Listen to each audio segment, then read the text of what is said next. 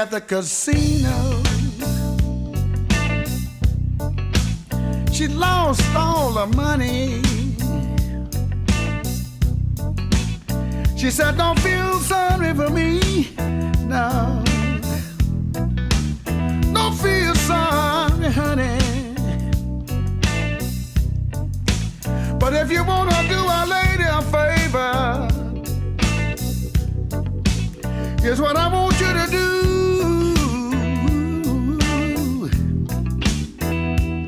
Just loan me $2. Oh, until the next time I see you. But these last $2, I'm not gonna lose. These last $2, I'm not gonna lose. Hello, hello. Welcome in the building today. We are so excited. Welcome online. We got our online folks connecting with us. We are live streaming this, guys, so if you could take a minute just to turn your phones off and whatever, so that way we don't have all that in the background. Super, super excited today. Thank you once again for coming out and getting in the building today. For those of you watching online, thank you for watching online. I really believe that today is going to be a day that is going to shift your finances. Not only have we been talking about scared money all month long, we wanted to go a little bit deeper and provide some actual content, give you some resources, and we are so lucky to have Apostle Ramone in the house as part of our Limitless family, who brings so much just everything to us in not only preaching on Sundays, but then now taking it to that next level and adding some financial teaching for us, teaching us some things. And I'll be honest, guys, I'm one of those people that just recognizes I don't know it all, right? And I constantly put myself in a position to learn. And when you're doing that, God is able to increase your life in so many awesome ways. So I do not want to waste any more time. I want to give him as much time as possible. So go ahead. For those of you who are in the building, we got some amazing snacks out there. Eat as much as you can. Online, I hope you have a paper, pencil, take notes. Let's get ready. Let's all welcome Apostle Ramone. Woo! Come on, y'all give it up for Pastor Carla. Y'all excited about today? All right, you know I'm like the Energizer Bunny, so I'll try to sit down every once in a while, especially when we're going into some deep questions. So you have your pens, your notepads, whatever the devices are that you're using. You're going to need them, because my objective for the next 2 hours that we do have allotted is to not necessarily go wide and give you this broad spectrum of financial literacy and entrepreneurship and all the things that encompass economics. My objective specifically today is to go deep and to get into some of the details, the tactics, the techniques, not just relative to certain questions you may have, because if you have questions, today is going to be the day to ask them so I can answer them, and so that you can leave here with some practical strategies, some techniques, some tactics, some tools that you can implement effective immediately. How does that sound? All right, we're going to begin, and I have an opening affirmation, because a lot of what it is that you are anticipating to do in your personal, life. A lot of it is going to be central to what your spirit,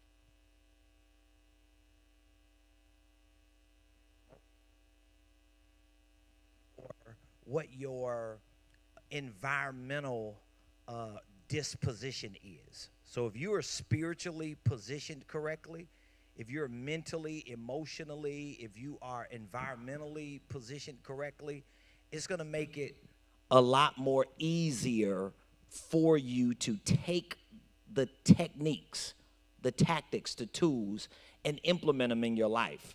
Y'all know just as well as I know, so we can just cut straight to the chase.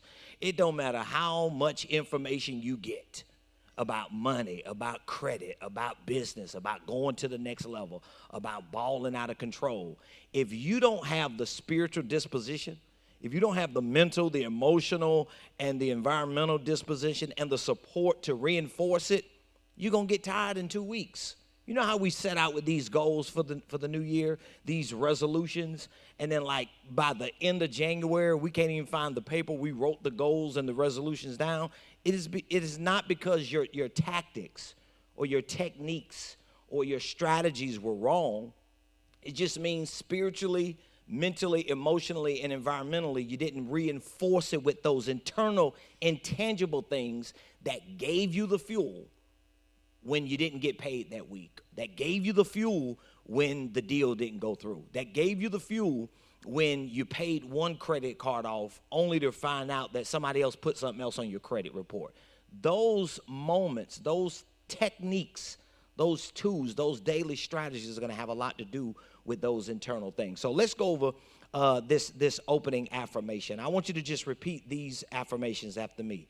Say, I understand that money isn't inherently good or evil. That was a big word, inherently. It's what I do with money that make it so. The more money I have, the more options I have to make the impact I want to make in the world. That's an affirmation.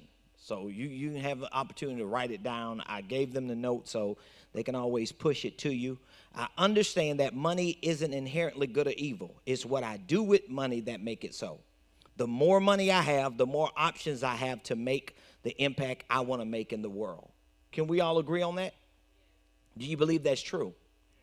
So money isn't good or evil. It's what you do with it that makes it good or evil. It's very important for you to understand that. The more money you have, guess what? The more money you have, guess what? The more options you have. So now what fuels me to get that bag is not just the idea of getting the bag. So what is my why behind getting out of debt? Because if I don't understand why I want my credit report to be 800, if I don't understand why I want 100 grand sitting in the bank, why do I want a business? Why do I want financial freedom? Because the more money I have, the more options I have to make the impact I want to make in the world. This is the stuff that's going to keep you pushing through Experian, TransUnion, Equifax, people saying no, being rejected, robbing Peter to pay Paul, living paycheck to paycheck. This is the stuff that's going to get you through that. And the tactics and techniques are going to be complementary to that. Here's our next affirmation. Repeat after me. I also understand that my financial situation up until this point is simply a reflection of how I've related to money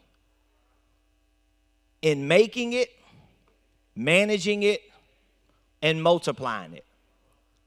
I really want you to just let that sink in. Think about what's written up there.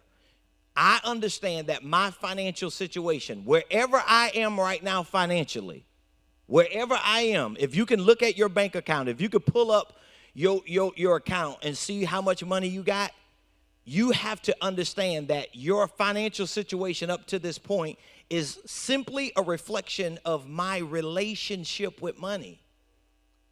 Because if I don't have the right relationship with money, it's going to show up in my bank account. So let me give you an example. You got family, you got kids, you got parents, you got siblings, especially if you've ever dated somebody before. All y'all look grown enough to have dated or may have courted, or have been married, or may have just been booed up for a season. But guess what? How many of you have experienced that relationship where you talk for like 2-3 hours the first time and y'all end up on the phone all night and it's like, love you too, love you too, love you more, you hang up, you hang up, you hang up. Both of y'all breathing on the phone, and you do that over the course of time, right? And if you did that like for a month or 2 or 3 months straight, in 3 months, when you see each other, hey, bae, now you bae. You bae now. How you turn bae so quick? How you boo? How you honey? Because your relationship with that person was built over the course of time, which means that it showed up in how you interact with each other. So where I am financially, where you are financially, it is a reflection of how you've related to money in making money, managing money, and multiplying money. I promise you, wherever you are financially, wherever I am financially, wherever we are financially, it is the sum total of the relationship we got with money. But guess what? If you call him boo and bae and honey in 6 months, it's because y'all done talked about everything under the sun. They know who you dated. They know where you live. They know where you work. They know your likes and dislikes. Well, you got to have the same type of relationship with money, because if there's something internal in you that creates this disposition that you do not have the comfort level that you're supposed to have with money, it's going to show up in your bank account. And then you're going to start making sense of why you ain't really got money, why you really struggle. Oh, it's okay because I just love the Lord. I just got a better, bigger purpose on the planet. It ain't all about money. You're starting to make sense instead of working on that relationship. Because I got a relationship with my wife, I got to say love you every day. I got to check in. I got to call her when I'm checking out a Kroger and ask her, what color card should I swipe? Because we got a relationship. And if we stop communicating, if I stop learning the new version of her every day, we ain't going to stay together. Well, guess what's going to happen with money? I'm not going to continue to make it. I'm not going to continue to manage it. I'm not going to continue to multiply it because my relationship at some point ended. Got it? Here's the last affirmation. Repeat after me. There are virtually no limits to how much money I can make. Oh, I think we need to all read that together because that's a good one, ain't it? All right, the count of three. Let's all read it together. 1, 2, 3. There are virtually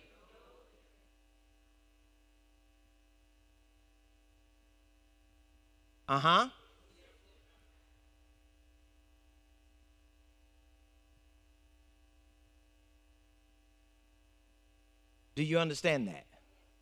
So there are no limits to how much money you can make. There's no limits to how much money you can manage. There's no limit to how much money you can multiply. So we want to just get that out of the way. Anything that I think and feel about money, about success, about financial freedom, about getting to the next level, about having peace of mind in my financial life, it's all here. It's something that I got to fix here. So that once I start learning these economic principles, once I start getting the strategies and the techniques and tactics, I'm not going to talk myself and overthink myself out of the process. All I got to do is just remain committed, consistent, diligent, and dedicated in doing what I'm told to do when I get the right data, and I'm going to get to where I want to be. So there's no shortage of money on the planet, ladies and gentlemen. Let's just get that clear. I can't find a job to make enough money, or I just ain't got enough to go around, and I just can't find time to find a better job, and I just can't save. None of that is actually accurate. There's no shortage of money. You do know the planet has more water than mass, right? Than land mass. There's more water. Do we all know that? Hopefully we're on the same page with that. So geographically speaking, there's more water than land mass. Do you know that your body is made up of more water, right? So is there actually a shortage of water on the planet? Are you sure? You sure? So there may be certain pockets on the planet that you can't find water. It just takes a little more time to get it. But somewhere on the planet, you can run into water, right? It's just a matter of you going to get the water. Now, if the water is clean, if it is distilled or purified or spring, that's just going to determine where you are on the planet. but your body is made up of water. So guess what? There's no shortage of water. We just may be short of water.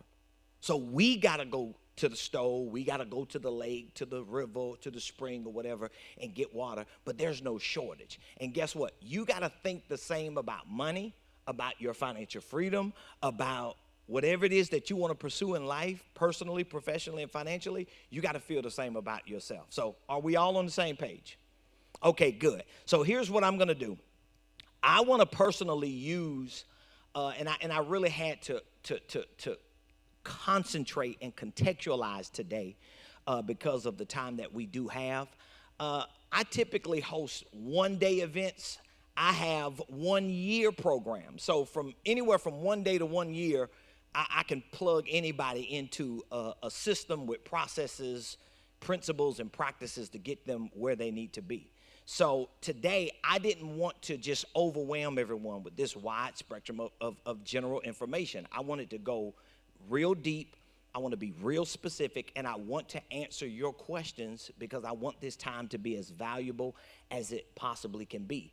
And the easiest way for me to do that is to not necessarily give you a shameless plug, but to at least give you what I use as a general guide for all of my clients to stay on the course of wherever their personal, professional, or financial goals should take them. And so I use what I call my 5-step millionaire plan. Now, again, you may not want to be a millionaire, but what you're going to learn is it's going to take way more money for you to live the quality of life that you want to live than probably the money you have set a goal to get. I guarantee your number is too low.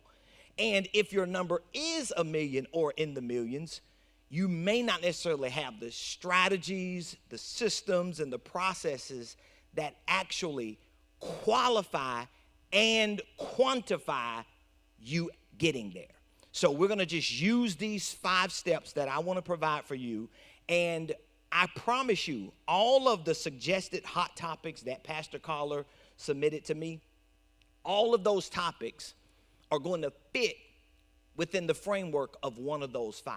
And I want to make it that specific for you so that, for example, if you have 3 or 4 questions, and you may have a question about retirement, investments, starting a business, you may have a question about credit repair, debt consolidation, you may have a question about savings or whatever the question is, at least you can see those questions have answers within the context of one of those 5 steps that Apostle Prophet Ramone is giving to me. Does that make sense?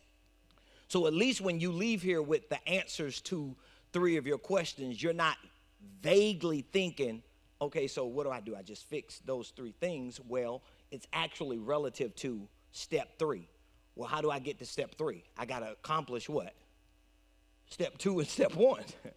So if what I'm thinking about doing is step 5, he's saying to me, where I am in step 2, I need to execute whatever needs to be done so I can get to step 3, get to step 4, and then get to step 5. Because if you put the chariot before the horse, or if you misprioritize economic principles and practices that will guarantee certain levels of success, you're never going to get there.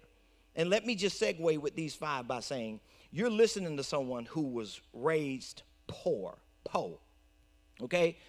Both of my parents were crack addicts. Y'all heard my story, my testimony. Some of you are familiar with it. I'm a 70s baby, raised in South Florida. Both of my parents addicted to cocaine at the time, and of course, in the late 70s, they started freebasing, which turned into what we knew as the crack epidemic. My grandmother, who was an old German Jewish woman living in a predominantly black community, decided to take 3 biracial children. I was the middle child, I have 2 sisters, and raise us. So, of course, being raised in extreme poverty, it was just horrible. But for me as a child, it was hard for me to understand life. And so I just wandered around until about 11 or 12 when I got introduced to drugs. And from there, my life took a spiral until I got saved. As some of you have heard my testimony, in a trap house 2 months shy of turning 21. Actually, on Saturday, October the 11th, 1997, this October will be 25 years that I've been saved. But up until that point, I just lived life the way every other street thug and gangster and hustler and criminal lived. In and out of jail, homeless, just doing whatever it is that I wanted to do as a vagabond. But once I got saved, I started realizing real quick that the same economic, systemic issues that we lived by in the streets and in the hood, everybody was living by in the church. Everybody was struggling, everybody was broke, and everybody had scriptures to justify and make sense of why they were struggling and broke. And so it was at that point that I started my own personal journey to figure out, okay, this is just not going to work for me. I mean, I can go out there and get me a 50-pack and make $100. Like, I just can't live like this. And it was very difficult for me because at the time, there were not a lot of people in the church that I was around that really understood financial literacy. They didn't understand economics. They didn't understand entrepreneurship. It was actually a testimony back then when someone left the world. They were no longer in the secular world, and so they would come into church and testify. I just quit my job, and I'm no longer in the world. I'm full-time in ministry, and I'm like, but now you're struggling in here, and we're looking at that as a testimony. And so it really wasn't until my wife and I got married in 2003, almost 19 years ago, that we decided that we were going to put together a 2-person team, and we was going to make something. And my wife was behind me. And again, for me, I don't have a formal education. I dropped out of school several times. Finally, when I dropped out of school, I was kind of forced by someone who just kept visiting me in jail, saying, when you get out this time, you just at least need to go get your GED. And so I knew I was going to have to educate myself. I knew that if there was one strength I had the strength of resilience. I was not going to give up. I had overcome so much in life, should have been dead, should have been doing life in prison. And at the time, we didn't have technology. So it was Encyclopedia Britannicas or the book section at Goodwill. And that's how I started my personal professional financial journey, by just brain dumping and learning everything that I possibly could. So even though I am self-taught, but my wife and I are millionaires, so obviously what we know works, and we've been able to work it for the last 18 years to build a successful organizational enterprise. So just as a segue, the principles and the strategies and the tactics and techniques I'm giving to you, I live them. So I know they work, and no one gave me a handout. So I know what it is to be scrapping. The most I've ever made when I was in the workforce, in which the last job I had was in 2001, and I got fired, and that was, 21 years ago? And the most I made was $10 an hour. So I was making $400 a week, and the reason why I made $400 a week, I just want you to see how gritty and grimy it has been for me to get to where I am, so you can understand. It doesn't matter where you are. If you didn't come from as worse of a condition as I did, being incarcerated, looking at 15 years in prison, going in and out of jail, being addicted to drugs, being homeless, getting saved, and the first year of my ministry, I got ordained in 2000. The first year, I lived in the church. I actually slept in my first lady's office and bathed in their bathroom for a whole year. That was the whole year of 2000.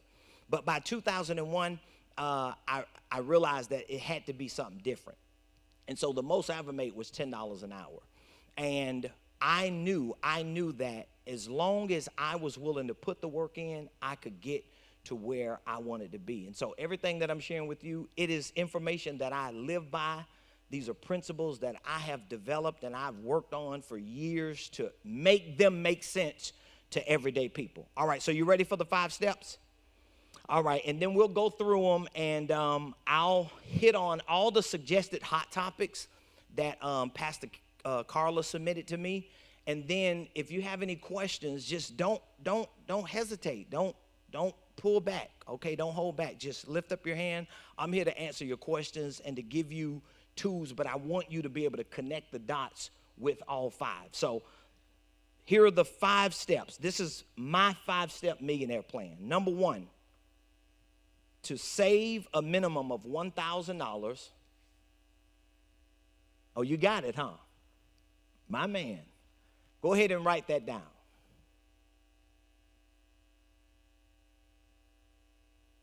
And I do have a breakdown that I do provide for this, but I'm going to just make sure I cover all 5, and then we'll go back and get into real details.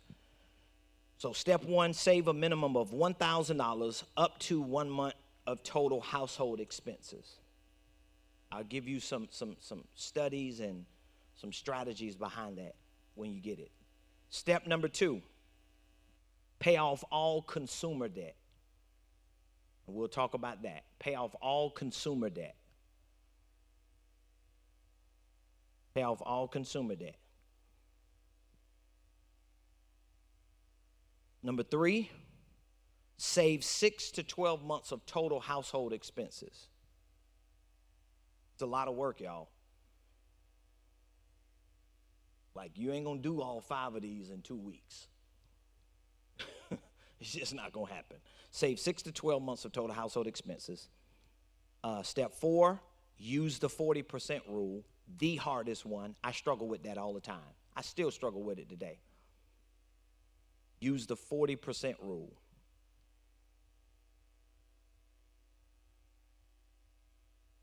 And step 5, get wealthy, be a blessing, and build a legacy of wealth.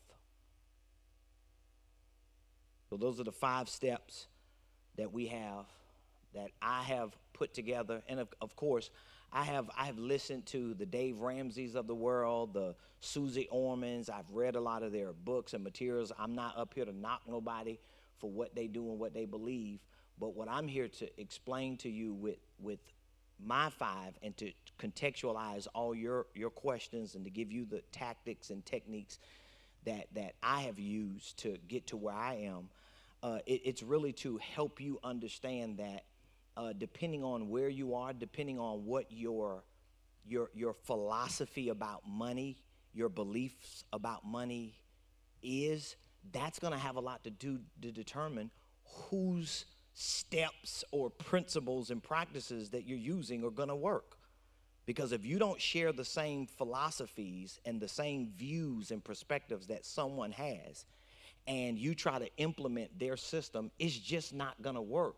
Or if you work it, but you know deep down inside, you want way more than the limitations that they have put on you with those systems or principles, you're going to find yourself out of alignment, and you're going to be at war with yourself. Okay, so do we have all 5?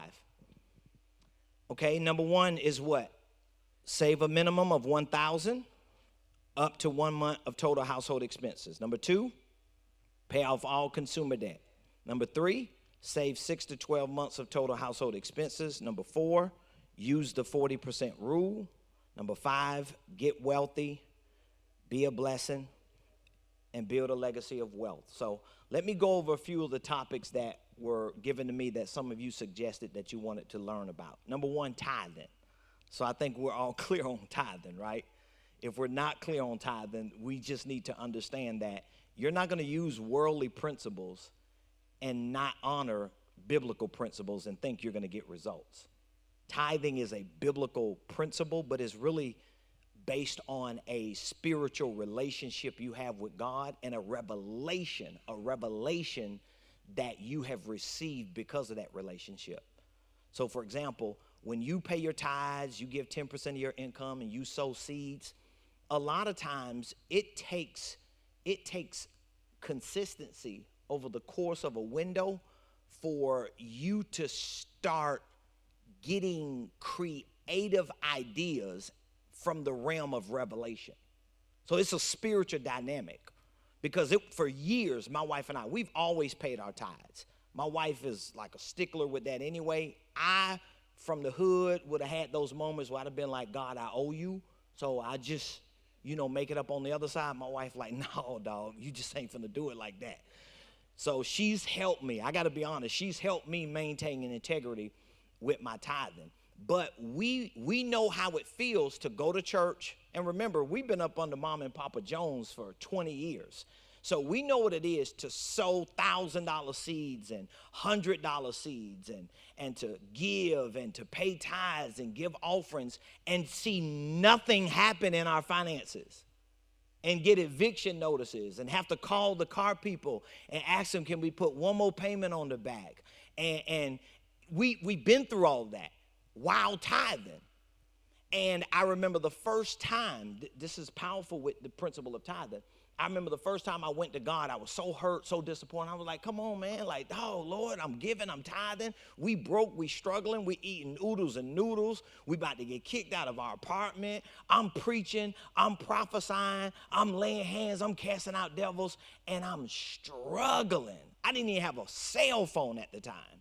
My wife had a cell phone. We couldn't even afford 2 cell phones. I had a prepaid phone that I would just pay $25 for a card and just use it, at will. And if anybody called it, thank you for calling the Preston team, Ramone speaking. They don't even know they calling a prepaid phone. And if they had to have a long conversation, I would have them call my wife because she had free minutes after 9. You just got to do what you got to do. But we did all this while we were tithing. And I remember the first time I went to God, and I just cried out to the Lord. I was like, man, we about to lose our apartment. I don't know what I'm going to do. And I heard the Lord say, you don't lack money, you lack strategy. And I remember he took me to one of the first scriptures I ever got a revelation from, and that was in Ecclesiastes where Solomon says, wisdom is a defense, and money is a defense. And the Lord began to show me that, he equates wisdom with money. Wisdom is strategy. And so if wisdom is the defense and money is a defense, and both of them he equates both of them. He says wisdom is defense, money is defense. They're both a defense. They're both equated the same. So when I don't have wisdom, I subsequently what? Don't have money. So if I don't have money, it's because I don't have wisdom. It's not because I don't have integrity in my relationship with God. It just means my revelation, this is powerful, needs to be complemented with intelligence. You got to come back tomorrow to get the rest of that. But my revelation needs to be complemented with intelligence. So that means I can't just have a revelation of what God say he going to do for me and hold on to the scripture and just keep doing my spiritual due diligence, applying certain tithing and giving principles, but I'm not reinforcing it with information, with intelligence, with things that are actually relative to this economic system that I'm in. Got it? Another topic that was suggested was how to set up money. That was one, how to set up money. Budgeting. That was another topic. Savings. So we have how to set up money, budgeting, savings. All 3 of those pretty much fall under the first step of our millionaire plan. I just want to make sure I cover all these topics that I was given. So how to set up money, budgeting, and saving, they are all relative to step number 1. So what is step number 1? Okay, now you're going to hear a lot of financial experts say you need to save at least $1,000. And one of the reasons why is because studies show that 76, pretty much 8 out of 10 adults in America don't have saved. So that means 8 out of every 10 adults don't have at least $1,000. These are studies, surveys that have been done with adults in the United States of America. So almost everybody we know don't even have at least $1,000. In the hood, we call it a stack. They don't have at least a stack set aside that and I'm not talking about you got your income tax check and you put $1,000 up this week, but you know in 3 weeks you're going to go back and get it. We're talking about $1,000 to put up that you could just forget about. 8 out of 10 adults don't have that. So the psychology behind step 1, the psychology behind this is for you to get your first win. $1,000 ain't gonna change nothing. You know your alternator and your transmission or something in your car can go out. or something can happen and it's like, I need 500 to go with the 1,000. So it's just you psychologically giving yourself the first win once you commit to a process like these 5 steps, because this is really a financial plan. And you have to put some type of plan together that you can stick to and say, if all else fails, I have to at least get past 1. Because remember, if you ain't even at step 1 and you around here talking about, I'm finna invest in Bitcoin, I'm finna get some NFTs, Google doing a stock split, you ain't even got $1,000 saved. You're doing it wrong. If that stock goes up 10,000%, what is 10,000% of $100 or $300? It's just not enough to change your life, and you're trying to find a get-rich-quick scheme that's never going to work. You got to be practical, and your practical strategies have to be based on not just revelation, but intelligence. So I've got to stick to the plan. So studies show that almost 10 people that are considered adults in America don't have $1,000, okay? So that's a very, very important point. So when it comes to setting up money, budgeting, and saving, you must first learn how to save at least $1,000. Now, let's say if you could save more than $1,000. Well, save up to 1 month of total household expenses. Don't try to do what a lot of people who are financially misinformed do. Oh, I'm going to put $7,000 up only to borrow 3 next month. Because you can't afford to put 7 up. So you have to do it in a way that you don't have to go back and change it. So if you can afford to put $1,000 up, right? Put 1,000 up. If you can afford to put up more, put up 1 month of total household expenses. Now, there are different groups of people. If you are a W-2 employee, I know you got the next slide. I'm going to go to that breakdown for one if you can get to that next slide. But if you're a W-2 employee, I'm going to just walk you through each technique.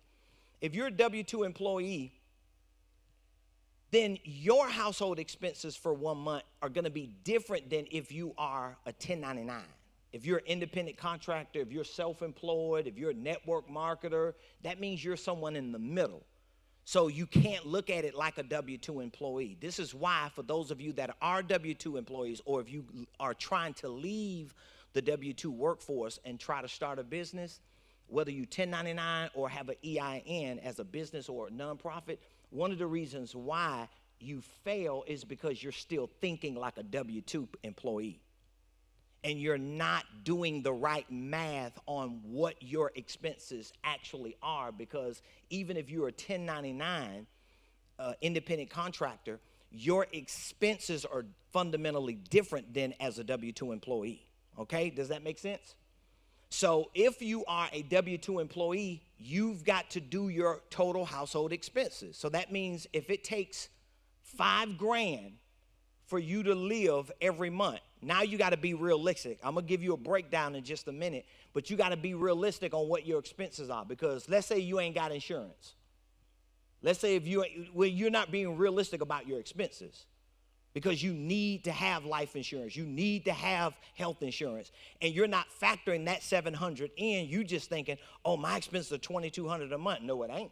Because that don't include something breaking down. It don't include maintenance on your house. It don't include the grandbaby. It don't include shopping. It don't include insurance. So you've got to be realistic about this, okay? If you're 1099, we'll get into some of the details, as well as if you are EIN, meaning that you own a ministry or a business, you've got to factor in what realistically would be the cost associated to running that if you were full-time. So what if your 1099 business actually had to pay you? What would that 1 month of expenses be? Because if you have a business and your job is financing your business, you do not have a business. You just have a good idea on paper with the Secretary of State. But we want to change that. We want to bring you to a place to where it's sustainable, but you got to be willing to do the math and stick to the plan. Am I making sense so far? I'm trying to be as specific as I can. So do you have that breakdown for me for step 1? So now here is the breakdown on Prophet Ramone, Apostle. Okay, you telling me to save a thou wow or a 1 month total household expenses. How do I do it then? This is where it gets good, because this is my lane. I'm a business and financial consultant and coach, and I walk people through this. I educate people. I train people. I put them on programs to make sure that they reach their goal. Here is how you're going to do it. First thing you're going to do is develop. I do not use the word budget. So as I said, if you listen to Dave Ramsey and Susie Orman, them, I'm not going to knock them, but I don't agree with a lot of their philosophies. And that's just my opinion. You have to have your own opinion, but you have to make a decision who you're going to listen to. You can't listen to it. You're just not going to get it going on YouTube and think you're going to Google your way to success. You have too many mixed philosophies in your mind, and you're never going to be stuck on one. You got to make a decision.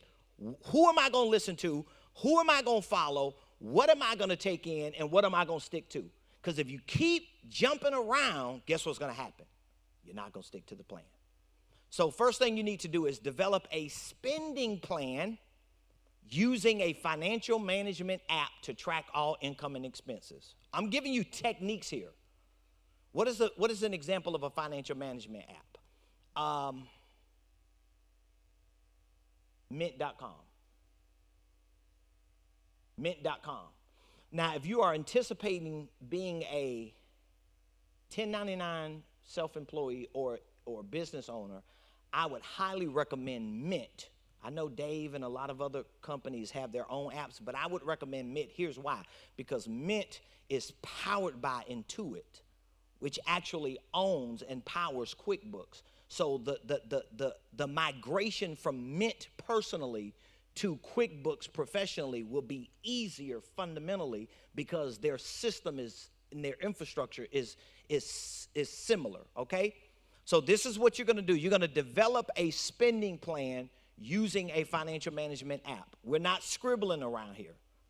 Okay, we're not going to just be writing stuff down. I got get my calculator out. I got $100 here and 18 there, and no, you're going to do it as a professional. This is only if you want to do better financially. If you don't, everything I'm saying to you means nothing. But if you're serious about it, this is the work you're going to have to do. Like, nobody's going to do this for you. I had to figure that out, and I had to figure it out at a time when we had no technology. So I was forced to scribble with calculators, just typing all day, okay? So we want to develop a spending plan. Now, again, when you think about a spending plan, what is so different between a spending plan and a budget? Does anybody have an idea what would be one of the differences?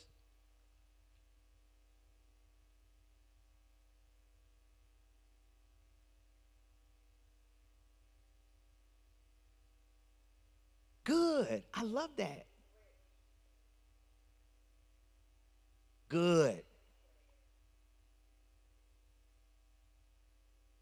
Perfect. Wow. She just hit it on the head, because when you use the word budget, all you're trying to do is shrink your expenses.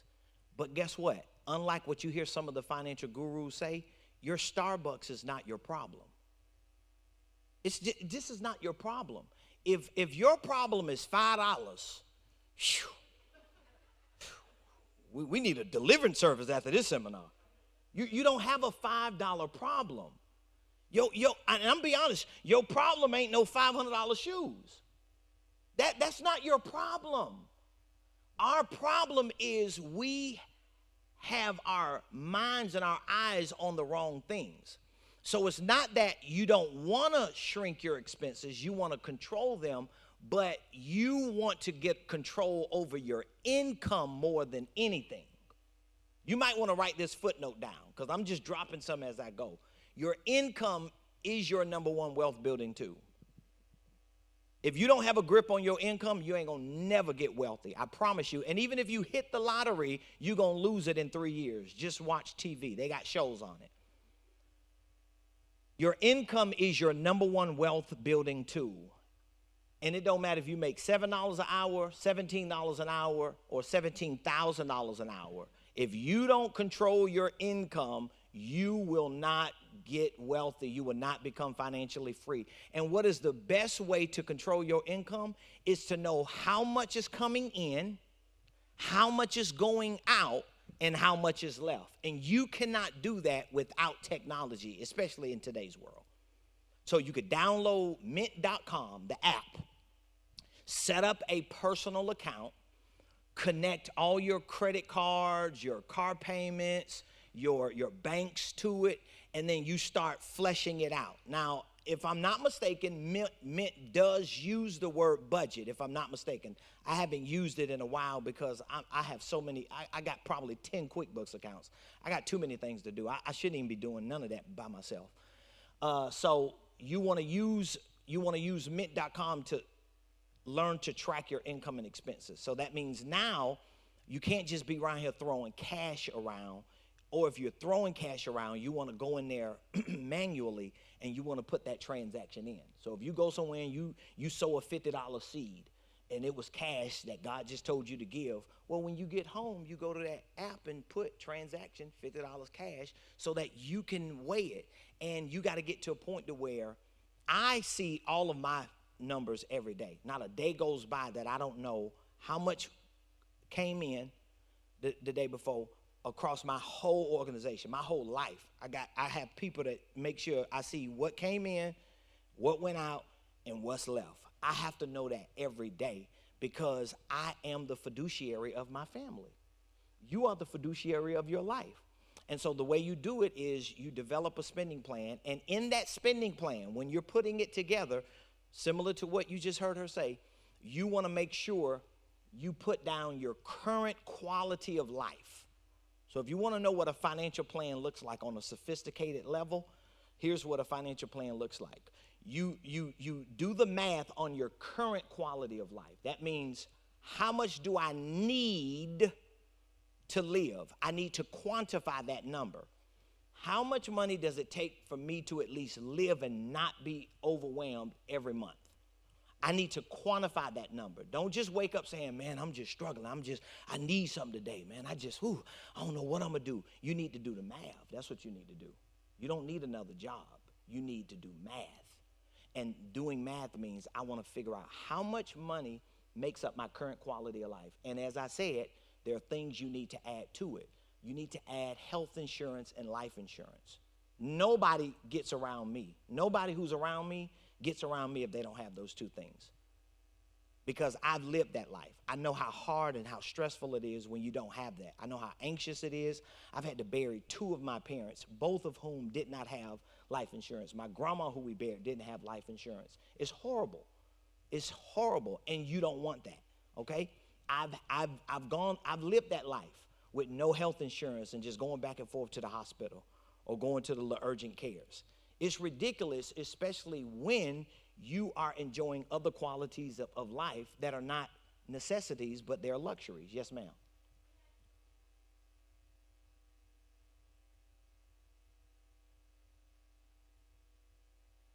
I'm going to show you some strategies on what you can do. Because again, if you put this together, so for example, when somebody says that to me, I'm going to answer that. But when somebody says that to me, especially if I'm sitting down with someone and they do not have a financial management app, they don't even know where their money is. I could sit down with anybody and I guarantee I'll find $400-500. Easy. I'll be like, oh, there's all your money right there. How much you short every month? $350. Well, there's $480 there. Because I'm just going to do the math. I'm going to break it down into granular numbers to where I know when you use these apps, you should know how much money you make and spend every day. Oh, I only get paid twice a month, but you live 30 days that month. Oh, I pay a car note a month, $500, divided by 30 days. So you don't pay one car note for $500. You pay incrementally, and it just shows up in $500. So every day you wake up on those 2 days you're off, you're thinking, oh, shoot, it cost me $120 to wake up. You see how that works? But you don't think of it like that. You just think, I got 2 free days off, or I'm off. I ain't working no more today. I don't go to work till tomorrow. Well, truth is, it costs you more money to not do nothing than to do everything. And then you just wake up goofing off like, man, I just need another job. You don't need another job. You need to get control of your income. You need to get control of your numbers. So it starts with the app. You got to do that. And you got to look at your current quality of life. That means you have to do the math on how much does it cost for me to at least be comfortable in peace. You need to add life insurance to that. You need to add health insurance to that. And you need to add whatever other incidentals to that. So if it's $3,000 a month, even if you're only making $1,250 a month, at least you know you are negative $1,850 every month. I can't do nothing about a number I don't know. So if I wake up every day and know, oh my God, it cost me $150 to wake up today, and I'm going to work for 8 hours, I'm only going to make 88. Now I got to figure out how can I make up that other 70. So do I find a side hustle to make me $70 a day so I can at least break even? Or do I take a whole day on one of my 2 days off and make up that $350 for the week? But at least I can do that when I quantify it. It's all about numbers. Does that make sense? So here's the next thing you do. If you're a W-2 employee, and I want you to really be careful with this, and you can fact check everything I'm telling you because I'm not a financial advisor. I don't have no credentials, no certifications. I have figured out how to become a millionaire myself. It works for me. You just got to eat the meat and spit out the bones. But you could Google me and figure all this out, that what I'm saying to you is true. But for those of you that work W-2 jobs, that's a strategy that most people never use. The IRS and most financial experts, they have already done the studies and surveys to prove over 80% of W-2 employees pay too much in taxes, which means if you're getting the income tax return, it's because you paid too much in taxes last year. So all you have to do is look at that income tax return that you get this year and divide it into 12 to see that's how much money you could have been getting more every month last year if you would have just readjusted your W-4 form. Now, when you do that, because most people never do it, when you revisit your W-4 form, I tell most people, if you have no dependents, then you're going to use exemptions or allowances. But a lot of people just don't understand those forms, so that means you just going to put 0, and they're going to beat you across your head all year because you're going to pay too much in federal taxes. So what I encourage a lot of people, and guess what? I want you to Google Dave Ramsey, the people you all typically trust, Susie Orman, whoever the financial gurus are. Make sure you go to YouTube or Google and put in financial guru or financial expert W-2, W-4 forms and see who comes up to tell you the same thing. Most of them are going to tell you if you go back and revisit your W-4 form, you need to go up to at least 9. And you're thinking, I don't have 9 dependents. They're not dependents. These are allowances, because what you typically do is pair it with the 1099 or EIN. This is one of the reasons why people become network marketers. Because, and I'm not telling you to become a network marketer, because maybe you just want to start a business and run a lot of these tax minimization strategies through your business so that you can start leveraging what you're doing in your personal life through your business. So for example, if you have a business, your business needs to pay a phone bill. Your business needs to pay internet. Your business needs an office. Your business needs gas. Your business can finance your dinners when you're taking your business partner out to dinner. So me and my wife, we eat out every day. I don't even cook, but we always talking about business though. You get what I mean? So if you're going to revisit your W-4 form, I just highly recommend that you make sure you pair it with a strategy. Why? Because if you went back to your HR department next week and said, oh, Prophet Ramone, Apostle Ramone told me to put 9, and then you put 9, and then the next pay period, you go from $580 a week to $760, and you're like, oh, I just made $200 something more dollars every 2 weeks. Well, the thing of it is, next year when you do your taxes, if you cannot show that you have deductions to weigh against that, womp, womp, womp. So you can't be lazy with this. You have to be strategic. And unfortunately, ladies and gentlemen, everything I'm telling you, there are really no other ways around it. Unless you're going to just hope by the time you're 65 or 70, God figures it all out for you. But I know a whole lot of people who are in that age range and who just shouted their way and prophesied their way and churched their way to that place. And they're struggling right now because they've never done the math or the due diligence. So this is one strategy. If you are a W-2 employee, this is one strategy that you can use. You can revisit your W-4. I've worked with so many clients with this just recently, maybe within the last 3 or 4 months. It was like a big deal. I sat down with a couple. Both of them wanted to start a business, and they both worked W-2 jobs. And so that was one of the first questions I asked my clients. So if you're a W-2 employee, have you revisited your W-4? They was like, huh? What you mean? I was like, wow. I said, well, here's what you need to do. You need to do this, that, and the other. And since you're starting a business, you need to start not only making sure you stay on top of your income, expenses, and cash flow in your personal, but you got to set up a QuickBooks account, because it's the same thing for those of you that are business owners. Set up a QuickBooks account so you can manage. Well, my business is not making money. I know, but your business has expenses. So you at least need to itemize your expenses so that when you do get around to doing your taxes next year, you might not be able to go to cuz and let them do it. You might have to pay a CPA $450 to do it, or $500, but that's the cost of being the boss. If you don't want to do the things I'm telling you to do, then it's just going to stay the way it is. If you want to get to the next level financially, you got to do what people who get to the next level financially do. And people like me make it real easy, because I knew none of this when I first started. I had to figure everything out without technology and systems and processes. And so once they did the math, they called me like within the next month. And literally both of them individually realized $1,200 a month back into their paycheck. Can you believe that? So $2,400 a month they got coming back into their paycheck from that one strategy. We're talking about like almost $30,000 a year that they were giving up, that they could have used to pay off debt, to put a little money up, to build their business, while making sure they were monitoring all of their expenses so that their business could show those expenses as deductions. Am I making sense? I know that's top level, but I just want to explain that to you. If you are a 1099, all of you that are 1099s or network marketers, your strategy should be to start a business. I don't care what nobody tell you, because they're gonna all. I know what most of them gonna say. They're gonna say, "Well, you're a 1099. You just like a business owner." The only way you may not be able to do it is if you're a real estate agent or an insurance agent.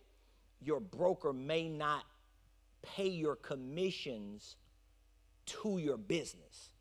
They may want to pay it to you as a 1099. They're just brokers that are not gonna let you run a business and pay you.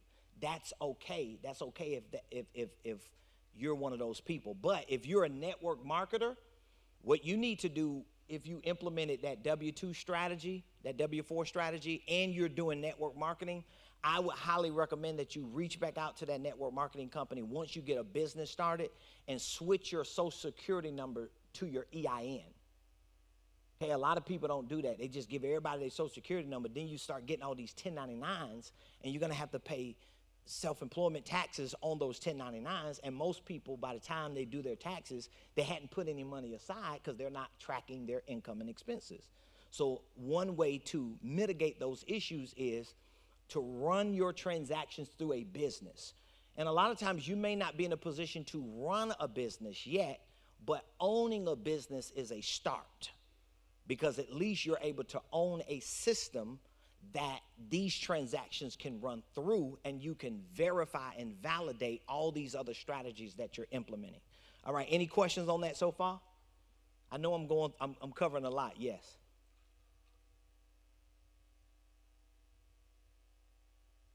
Yeah, that's the basic way of saving your receipts, but if you are using these apps and you are actually using your debit card and you're staying on top of that. Like, I work with CPAs and tax strategists. I'm not one, but I work with, I have a lot of them that are in my network, in my ecosystem that I work with in different places. I've never really had one say, oh, you can't use your transactions that show up from on your bank account through your debit card to validate it. So I'm not saying you can't use your receipts, but if you have your Mint account set up or for your personal finances, and or if you have your QuickBooks account set up for your 1099 or your business transactions, then if you're swiping your debit card or credit card for your business, or if you're making sure you put those transactions with receipts in, you're gonna have that track record. But again, it's gonna be a part of you learning to become a manager of your finances. This is the part that y'all read in the affirmations earlier. Make money, manage money. Well, managing money means I've got to stay on top of the money that I'm making. So I should be able to look back every 30 days, especially if I'm running transactions through a business. When you start using some of those strategies, you should be able to look back every 30 days and say, oh, okay, I had this much money coming in.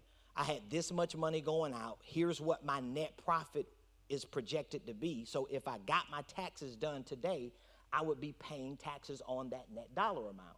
So you have to be able to stay on top. You can't wait till December and be like, oh my God, Lord, I don't know what happened. You know, I've done that before. I've done that before where I've had hundreds of transactions I had to go back and reconcile because I didn't stay on top of it if I had too many accounts. So the wise thing would be, for starters, is yes, keep the receipts. Make sure that they match all the transactions that show up on your financial management app, whether it's Mint or QuickBooks, and make sure that if you revisit your W-4, even if you don't go all the way up to the top and put 9 allowances, if you put 6, you're going to see the dollar difference when you get your next pay stub. So if you look at your pay stub now and you see they're taking out $200 every 2 weeks of federal taxes, and you go from 2 to 5 or 2 to 6, and then your next pay stub, that $200 that they're taking out went to 18, then you know you're going to realize another 170 something odd dollars in your check. But then that means for the next year, that total dollar amount that you no longer are giving them, you're probably not going to get that dollar amount back from them, but you're going to make sure you're weighing it against your business deductions. So you have to be responsible when you start playing that game. So it's education. You got to get educated on a lot of those things. You got to get trained. You don't just want to jump out there. I know a lot of people who jump out there and say, oh, it sounds good, and then you do it, and then next year you blaming everybody who told you what to do, when throughout the year, you got to educate yourself. You got to train. You got to get real good at that. Any other questions on that? Okay, everybody got it? All right, so we had a couple other topics. So that really covered the how to set up money, the budgeting, and the savings, okay? A couple other suggested hot topics was on how to set up a business plan. I'll just hit on that real quick because it kind of ties to step one. I'm really not a proponent, so I probably won't be the best person to talk to you about setting up a traditional business plan because they mean nothing. Because most of the time, they're just full of words. A lot of our business plans are just words. You got 25 pages of what you finna do and what you projecting to do. And no bank is going to give you money because the bank is looking at the financial page. They're looking at how much money you got coming in, how much money you got going out, and how much money you got left. So if you're going to have a business plan, this is a whole nother seminar, but just to kind of squeeze it into a few moments, a real business plan is this. You take an idea, you convert that idea into a product or service. Experts call this minimum viable product. So most of the technology that you and I use from an expert perspective was a minimum viable product that they had an idea for. They created it, they engineered it, and they introduced it to the market, And once we started paying for it, we started financing the upgrading. But they had a good enough product to introduce to the market. So, like, this is like napkin business plan. I'm not saying there are not certain institutions or banks that won't require a sophisticated business plan with your projections and with all of the nice language and the details. But what I'm saying to you, most solopreneurs, small business owners who are just getting started, they are focusing on everything except the main thing. This is why people who are not financially literate that are talking to you about entrepreneurship and business, all they're going to talk about is, oh, you got to get a business credit card. Oh, you can go to the bank and get a $25,000 credit line. Oh, you can get a U line or a trade line. Ain't none of that going to make your business money necessarily.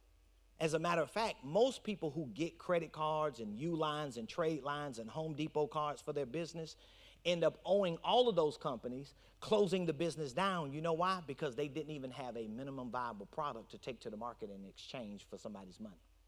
So if you have an idea, if your idea is a product or service, you have to go through the process of packaging that idea, putting a price to that idea, introducing it to the market to see if the market is responding to you. Because if you think it's a good idea, but nobody's buying that good idea, it may not be a good idea, or you may need to bring it back into the research and development incubator, work on it a little more, reintroduce it until somebody buys it. Because everything in business is about sales.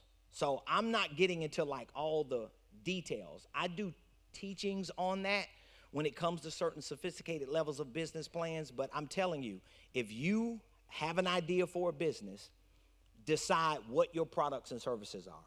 If you've decided what they are, make sure that you have a value proposition, meaning that you have a minimum viable product or service that you can attach a dollar amount to, and you can put a value proposition together to share with people on social media, to share with your family, so that in exchange of that product or service, they can give you money. And then you can start putting a plan together. So this is what I walk a lot of my clients through. So they have a product, they have a service, they put a price to it. Once they put a price to it, we look at the price. We try to create at least 3 prices because we want a median price. So for example, if you got a $20 product, you may need a $200 product and service to go with that.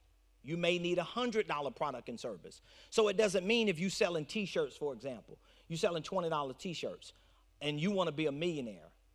Okay, now we need to do the math. How many t-shirts do you need to sell to make $1 million? Right? So let's just do the math on that. I love math. I love calculators. I'm just giving an example on the business, on the business plan. So that's 50,000 t-shirts you need to sell at $20. That may happen, but it's not realistic from a business perspective. So what that means is either you're in the wrong business, that's the wrong vehicle, right? Or you just don't have enough items or offers in your business. So now you may need to have a $20 t-shirt, but also a $200 masterclass on selling t-shirts, plus you giving them 5 t-shirts for free.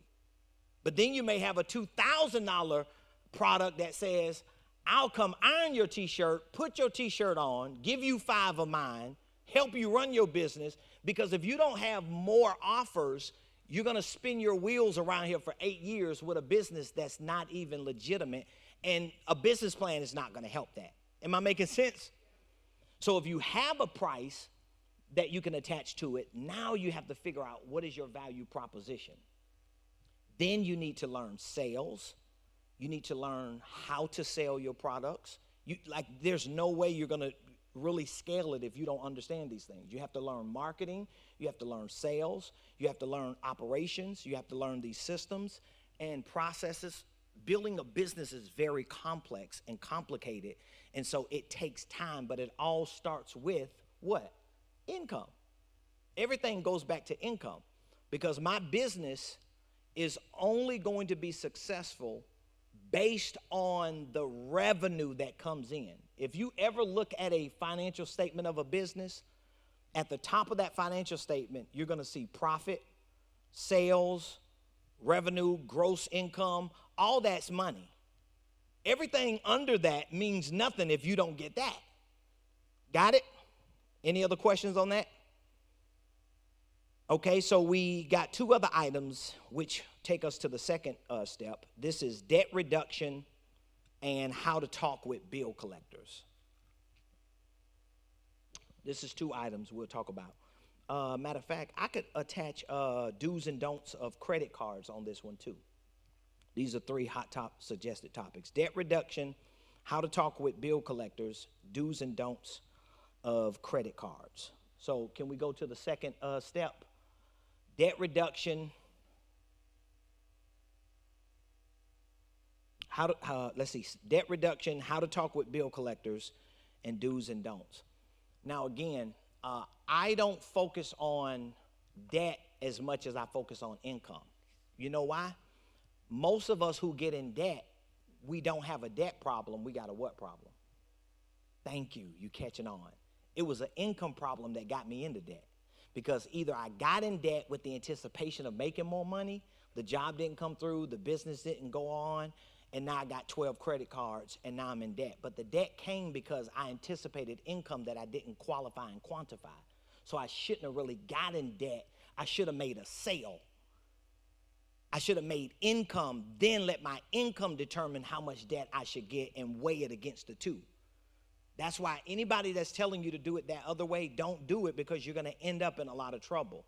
So if I'm a hustler, I'm a grinder, I'm a scrapper, but there was a time I had at least $100,000 in credit card debt. So I know what it is to literally live every 30 days off credit cards. I was paying rent, car notes, I was paying everything off credit cards. But a lot of the debt I got into was because I didn't have enough income. So because I didn't have income coming in my business, guess what I wanted to go do? Get a Home Depot card, get a Lowe's card, get a Capital One, get a First Premier, get a Credit One. I had them all, y'all. $225 credit cards all the way up to $10,000 credit cards. But what I was missing was what? Income. So for those of you that are in debt, step 2, that means once you save $1,000 or once you put at least 1 month of total household expenses aside, you want to go to step 2. So again, don't try to put all this other money aside, especially if you have a financial plan.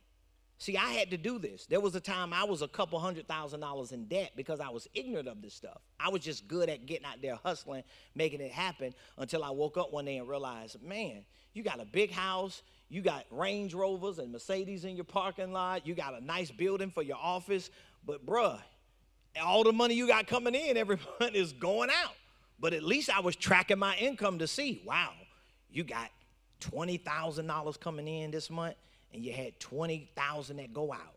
You can't sustain that, because what happens in the months that you got 25 going out and you got 20 coming in, or you got 25 coming in and 38 going out? All of a sudden, you find yourself back in the bottom. So for those of you that have debt, once you get the 1,000 or the 1 month of total household expenses and you've done the real math, all of your other money should be not to invest in Amazon stock. I'm just going to be the one to tell you. You don't have to agree with me, but going to get you an Airbnb or investing in anything, that money is too slow. You would be better off investing in your education, in your training, and in your own business to speed up the income flow process, because a lot of that money you're investing is slow money. Like right now today in most investments, and most of the stocks, you're not even getting like monthly cash flow. But even, I know we have this grand idea. Well, because everybody that I sit down with today, that's what they tell me. And I ain't throwing no shade, but maybe I am throwing a little shade. I want to get me an Airbnb. You know, I can rent it out 8 days a month, and I can make $18,000. I was like, go ahead, give it a try. All right, if you think it's that easy, but what you don't understand is you're going to get another job. That's another job. That's not a passive investment. And for tax purposes, they're not going to treat that money as passive income because you're working to make that money. you're managing it, you're hiring a company to go and clean it. You could use that money to better yourself and to put yourself in a sustainable long-term financial position. Because does anybody know why I am saying once you save the $1,000 or 1 month that you need to pay off consumer debt? Does anybody know why I'm saying consumer?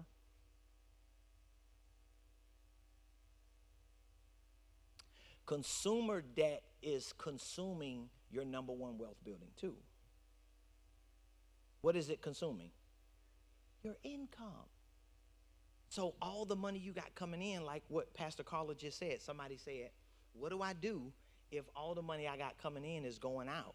You got to get rid of the things that's consuming it. So if I implement a W-4 strategy and I start making more money, if I'm not disciplined to control my income, guess what I'm going to do with that extra $200? Boo, you want to go out to the movies tonight? You know, I'm feeling good this pay period. I got $200 extra because you're not disciplined to stay in control of your income. So consumer debt, I'm not talking about your student loans here. Ain't nobody thinking about that right now. We trying to get you to step 3 where you got at least 6 months set aside. Sally Mae, boo, we love you, but listen. I was in school 18 years ago. We on a whole nother page right now. I got other things consuming me. You, we say in the hood, you got to get it like Drake, boo. You get it like Drake. You just got to do what you got to do. Defer it. I don't care what you come up with. Y'all figure that. I'm working on these $700 car notes. That's consumer debt. I'm working on these 8 credit cards that I'm paying $8.95 a month. That's consumer debt. I got to get that because whatever it is that's consuming your paycheck right now, that is consumer debt. And the truth is, I know this might be a little opposed to what some of you might believe, but the truth is, maybe that house is consuming you at this point in your life. Maybe you do need to get that $220,000 burden off of you and just go into an apartment for 2 years and put a good plan together because you're living in more than what you need. See there? See how all the air goes out of the room? It's not like God ain't going to do it, but you've got to be strategic and get in control of your life. Because if all you're doing is working towards buying a house, you're going to be back in this. You're not going to just go and put this down payment down, and then now you got maintenance, and you got a 30-year mortgage, because you want to live in this dream, this idea, when I'm not ready for that idea. Hey, did I tell y'all how financially stable me and my wife were? Did I mention that? Okay, I'm just bringing that up, not to flex, just to show you. By the way, my wife and I, we rent a 1-bedroom condo in Buckhead right now. Rent. You know why? Because purchasing is not a part of our financial plan based on where we want to go. We gave up a 4,000 square foot house on 2 acres in Stockbridge, Georgia, out there with the horses where nobody could find us. We gave that up 5 years ago to move to rent a 1-bedroom condo because we decided we wanted to be millionaires. We don't want to just look good to make other people feel good. Because everybody was coming to the house. Oh, my God, 3 floors. And we like, if you had that mortgage, though. We couldn't even enjoy it. So you got to think about the things that are consuming your debt right now. And that's what you need to tackle. All right, you can get to the next, the breakdown in that so I can show you. There are 2 strategies that most people use, the snowball strategy or the avalanche. I would recommend the snowball strategy. The snowball strategy is, let's say if you have a $3,000 credit card that has like a 35% interest rate. The avalanche strategy suggests that you pay the highest interest rate instead of paying the $300 credit card that's got 29. That's not the wisest way to go. Here's why. Because if you do all the math, you're going to end up still dealing with the same payments. But with the snowball, you can get those little incremental wins along the way. But again, you got to be disciplined, because if I'm only making a certain dollar amount Again, let's go back to step one. If I put a financial plan together and I look and see it takes $3,500 for me to live every month, and I'm only making $28, right? We have a problem, don't we?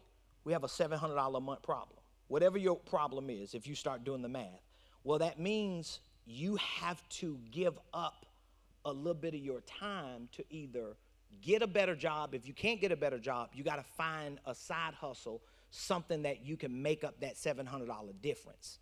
That's how you got to put that strategy together.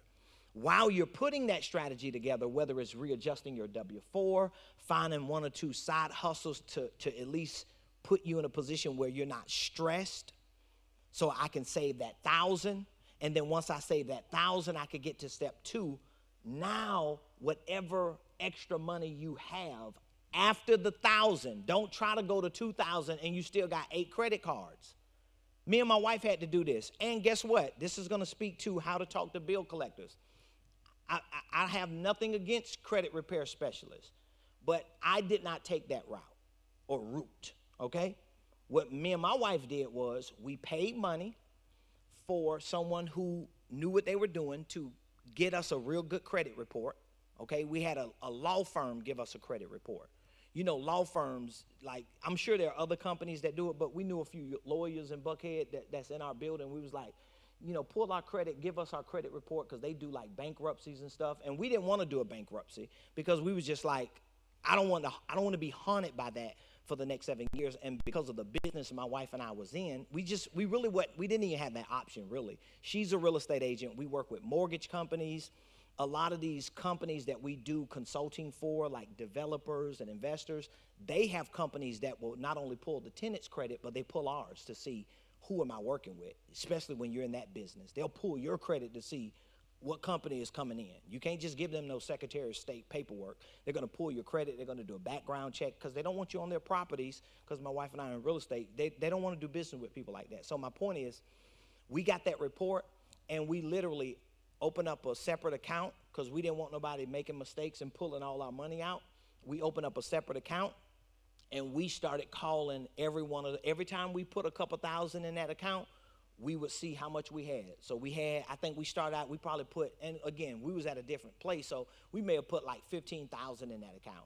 And we finna see if we can make 30,000, 15,000. But we got money to work with. And guess what we did? We did the hard work. I'm not saying you can't hire credit repair specialists, but most time you can't even afford one.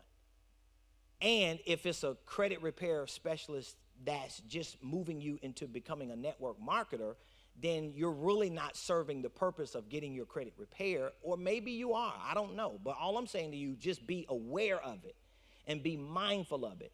Don't get into something that you're not comfortable with and you're not clear on and you have a different expectation. So the snowball strategy is, I'm gonna call credit one. I owe them $400. Okay, First Premier, you know how they give you the $300 credit card, then when you open it up, they take $75 and you really only got $225.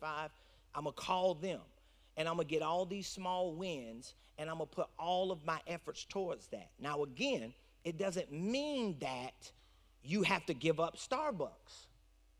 I'm not the one that's gonna tell you that, because instead of me telling you to give up Starbucks, I'm gonna tell you, go out there and make more money. Find new ways to bring income in. Justify your Starbucks. I'm not going to tell you not to take your wife or your husband out to date night. If that's $150 you got set aside, but you know you can't afford it, figure out a way on your day off to make that $150 up. Or make $250 to have an extra $100. You just got to create the right strategy. But the snowball strategy is going to be the best way to pay off your consumer debt. So I would work on the credit cards.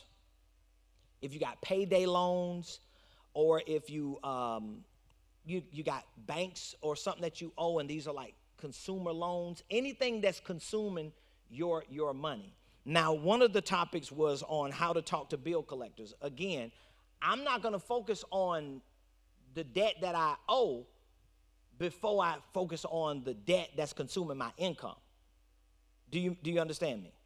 So you got 4 credit cards that they're closed. That, you know, Scam Likely is calling you every day. You know who they is, right? We all know who Scam Likely is. If they're calling you because you got 4 credit cards that are already closed, it's in debt collection. But you got 3 credit cards that you're still paying payments on, and they're high, they're maxed out. You need to focus on getting those first 3 out of the way. You need to pay that. Then you can work on the collectors. Because if you're working on the collectors and you're not paying off what you got because you're so concerned about your credit score, well, I don't want to close it. You don't need a credit card. You can't afford to have one. You're not disciplined enough at this point. You got to be honest with yourself. I had credit cards that I had to close because I knew I don't need it. I'm not disciplined enough to have $2,000, $3,000 on a credit card. Because when emergency come up, guess what? I'm going to use it. You know you're going to use it. Don't trick yourself into going back to step 0. Just my opinion on it. So I would say use debit cards or cash for all purchases. And again, here we go. Well, I got to get my points every month. Are you worried about points, flight miles, or income? Because when you 60 or 70, this stuff, your points ain't going to help you. Your frequent flyer miles ain't gonna do nothing for you. Them little bonuses you get at Kroger and Wally World, it has nothing to do with your future. So you gotta start using debit cards or cash for all purchases. Avoid credit cards, avoid payday loans, buy here, pay here loans. I wouldn't do it. And if you're in a position, if you're stuck with it now, you need to put a strategy together to get out of that. I have a lot of people from the urban community. I'm from the hood, so I got a whole lot of people from the hood. When I'm sitting down with them, they got buy here, pay here cars, 28,000%. They paying for the next 20 years. I just talked to someone the other day. They've been paying payments for 2 years, and the same amount that they owed 2 years ago, because they was late sometimes. The same amount they owed 2 years ago, they owe now. And I said, how much you owe? I owe $20,000. Well, you shouldn't have bought a $20,000 car. Well, me and my kids, you don't need a $20,000 car. Find you a slider, boo. That's what prayer for.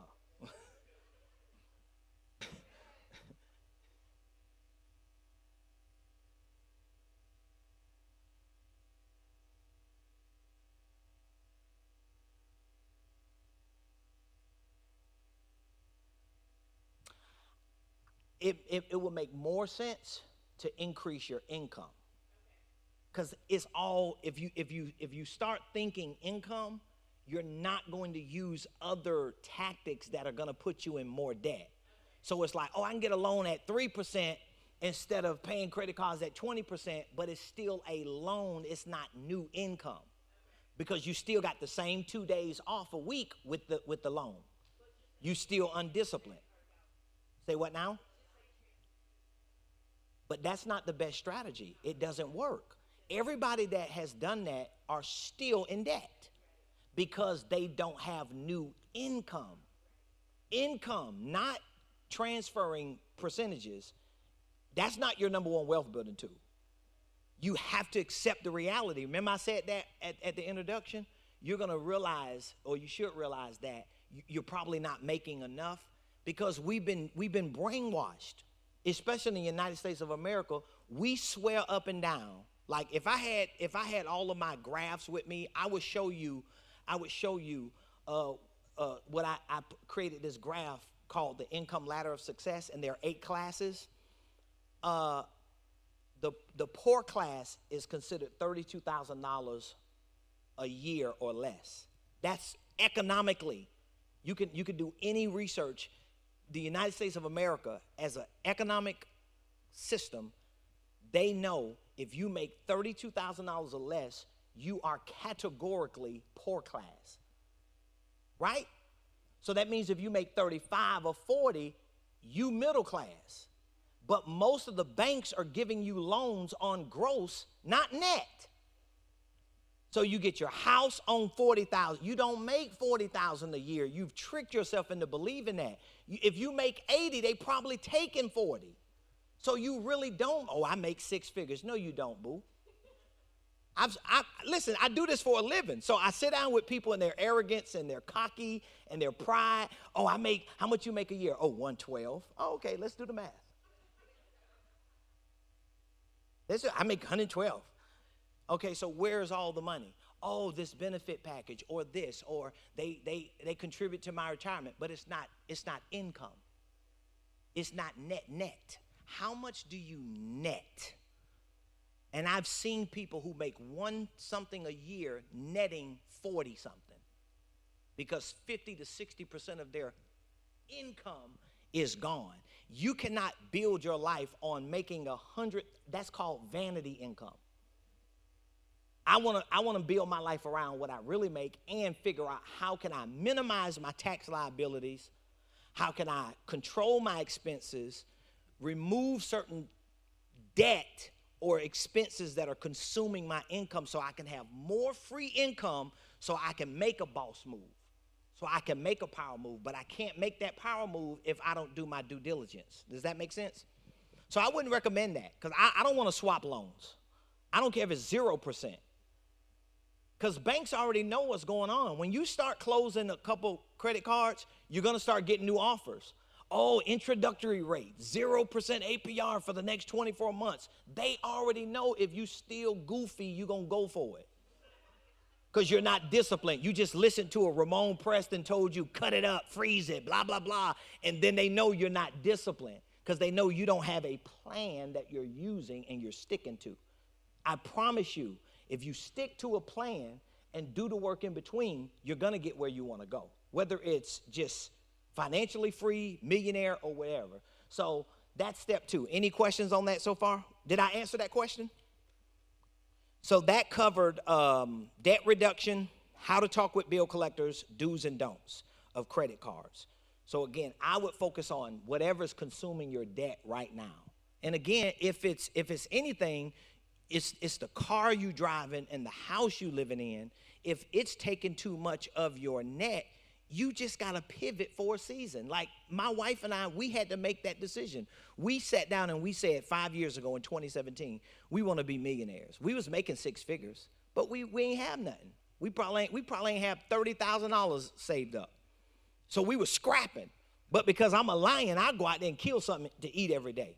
But when we got in our right minds and decided that we need to get to where we know we're happy and we have a legacy that we can build, I had to give up my Range Rover.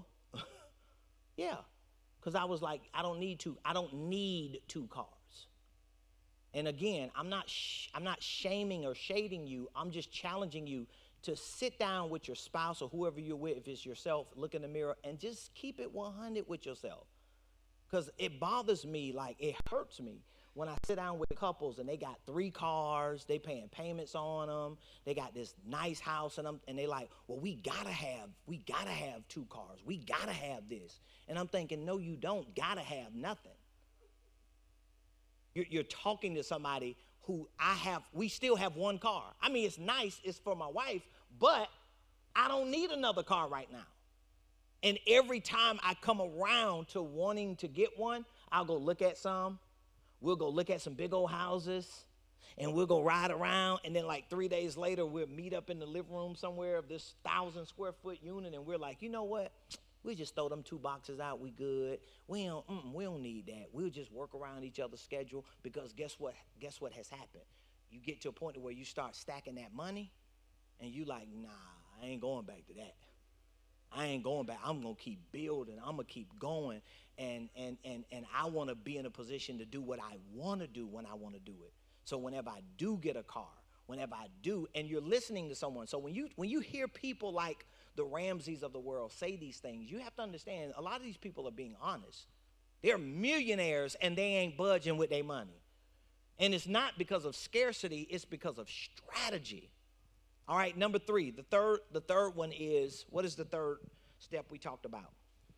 Save 6 months to 12 months. So again, if it costs $3,000 a month for all your expenses, if it's $3,000 a month, guess what you need to do? You need to, if you're a W-2 employee, your goal should be 6 months. Trust me, everybody I talked to prior to COVID, they always listened to people that told them 3 months. Until COVID happened, and we were quarantined for 3, and they were laid off, and the house they were in was foreclosed and the moratorium didn't set in or whatever the case was. And so many people lost everything in that process. You know why? Because they didn't have a sustainable plan in place financially. So whatever your month expenses are, it should, at minimum, as a W-2 employee, it should be 6 months. Okay? Can you go to the next slide with the breakdown? I'm going to show you how this works for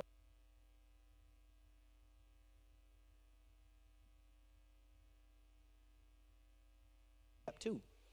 It's the hardest thing for you to do because now you start seeing free money. If you increase your income by finding new ways to make money, if you minimize your taxes and realize new money in your current pay as a W-2, and you start maximizing certain tax deductions to leverage the life that you're living every day anyway, and then you get rid of certain debt that's consuming your current income, and you find yourself cash flowing because you're staying on top of the math every month.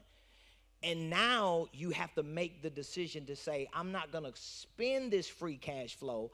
I've got to add it to the 1 month or the 1,000 I got set aside, because as a W-2 employee, I want to have at least 6 months. If you are 1099, you should have at least 9. And let me explain to you why. Because if you're 1099, you're either a network marketer, you're a real estate agent, you're a freelancer. That means you don't have the stability a W-2 has. So you really need 9. And this should be your gauge before you do anything in your life substantial. We shouldn't even be talking about investing right now. You shouldn't be thinking about that. You should be thinking about, let me get 6 months set aside. Like God forbid anything happens, but fundamentally speaking, the world ain't gonna end if you stop investing in certain things you think you're investing in that you ain't gonna see till you 68 anyway. You need to focus on what you're gonna do for the next 18 months to put yourself at play, because there can be bigger power moves you can make that speed up the process. There are vehicles and systems when you get educated, you could put your money in that move faster than inflation, that moves faster than the stock market too. So a lot of you that have all your money tied into, and I'm not knocking you, but I'm just saying, your mindset shouldn't be, oh, my 401k is the bomb. Yeah, but you ain't gonna see it for another 28 years.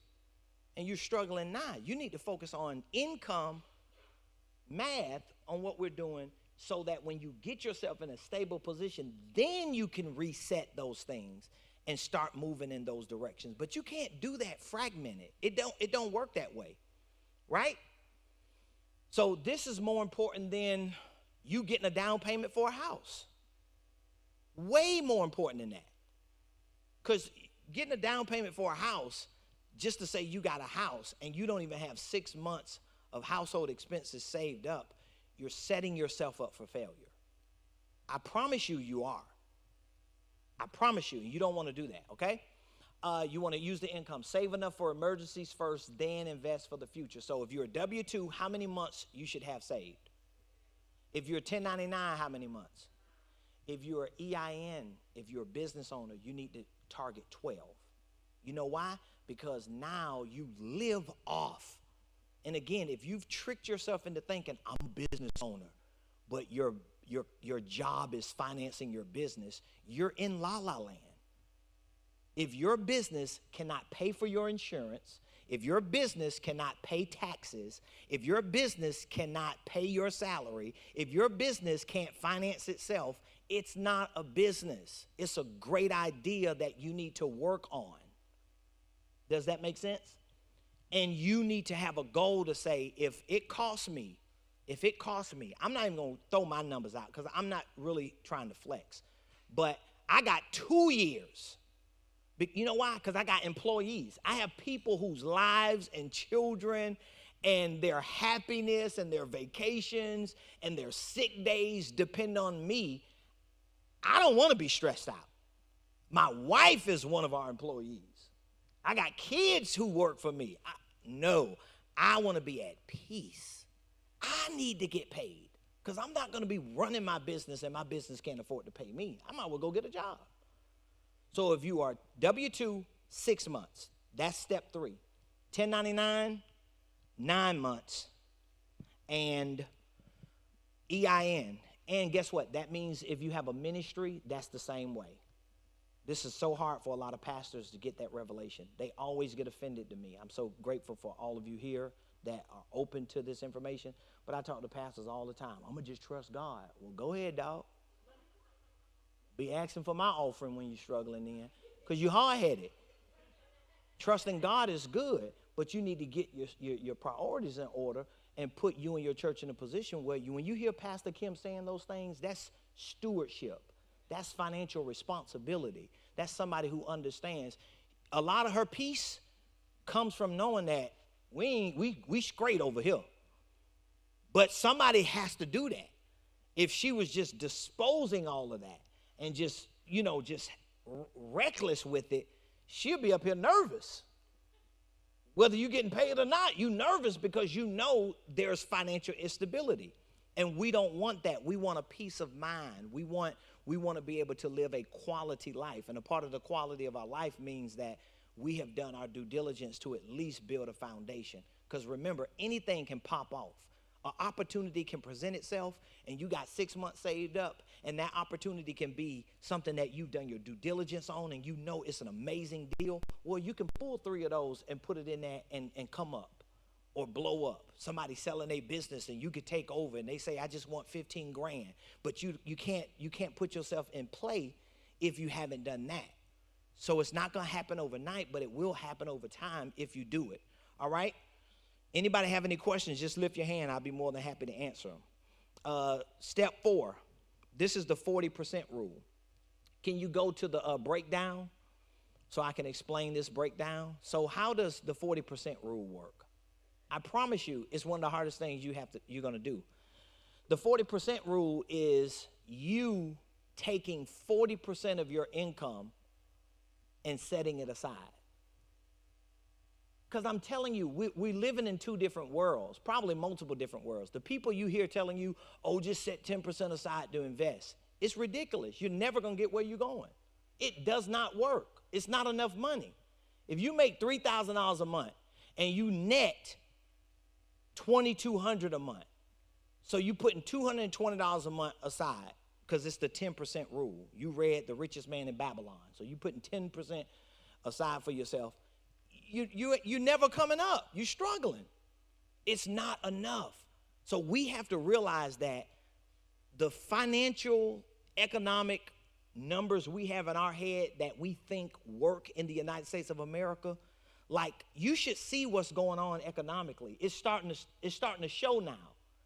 Now you're seeing it in gas, you're seeing it in food. They call it inflation, but that's only the side of inflation that we see. It's not the side of inflation that you don't see. The other side of inflation that you don't see is literally taking every dollar that you think you're putting up because it's not enough, and it's ruining it.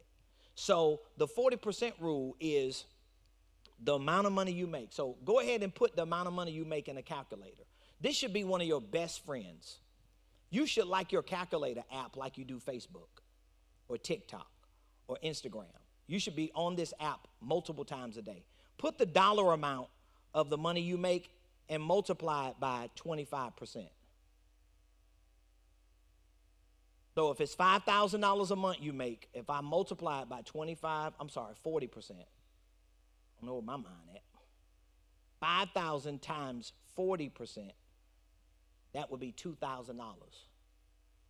So that means if I make $5,000 a month and I want to live by the 40% rule, I got to put $2,000 a month up. Guess what most people are going to say? It's unrealistic, bro. And the next thing you should say is what? Oh, I know what my problem is. I got an income problem because I can't live off $3,000 a month if I'm living by that rule. But if you're going to put yourself at play in the type of economic system that you're in, trust me, all the other stuff you've probably heard, 10%, put 8% up, put 5%, you've tried it and it hadn't worked. That's why you're listening to me. I know it doesn't work because I've done all that. I've listened to middle-class people who were stuck in la-la land because they had a nice car that was a loan. They had a nice house that was a loan. They had a nice job that was alone, and they had this idea of a life that was based on being consumed by debt and never really being free. And we bought into all the stuff they told us to do. And the truth is, it does not work. That's why most of us can't work it. There's a reason with all the stuff we've learned in the United States of America, 8 out of 10 adults don't even have $1,000. There's a reason why over 120, I think it was about, I just saw the report the other day, I think it was somewhere around 120 million people received the income tax return this year because of money they gave them last year that they didn't ask for. They didn't ask for that. They don't ask for that money. You give it to them because you're uninformed when you get that job, when you fill out that W-4 form. So everybody's controlling our money, our income except us. This is about you controlling your own income. So living by the 40% rule, this is how it breaks down. So, for example, if you are a W-2 employee and there is an employer-sponsored retirement program, then you may have an opportunity to knock 15% of that 40 out.